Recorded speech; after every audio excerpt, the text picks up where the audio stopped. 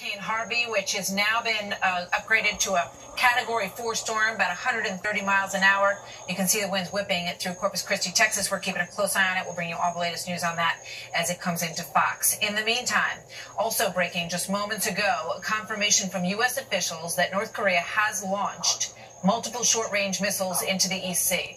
Let's get right to it with Trace Gallagher live in our West Coast newsroom, who has the latest on this story tonight. Hi, Trace.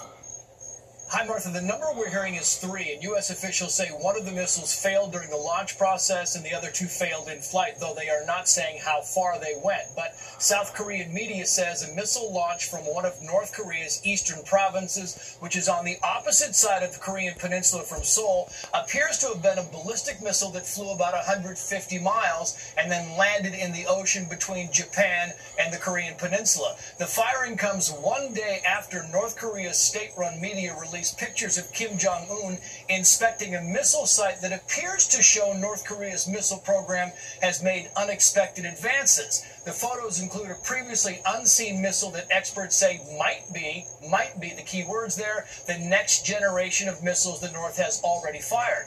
All of this is troubling for the Trump administration, which this week said that North Korea seemed to be backing down a bit. Remember last week, Kim Jong-un was threatening to fire missiles near the island of Guam, which is a U.S. territory and considered to be U.S. soil.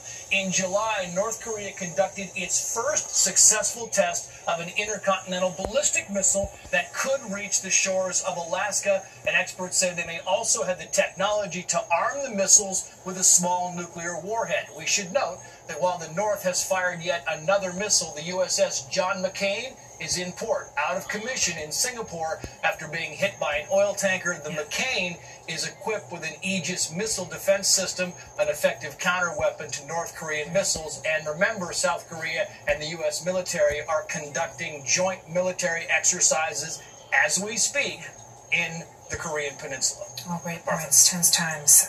Thank you, Trace.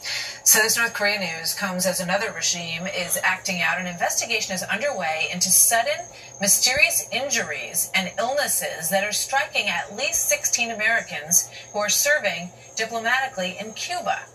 So it was about 1 year ago that President Obama decided to strengthen ties with the repressive regime.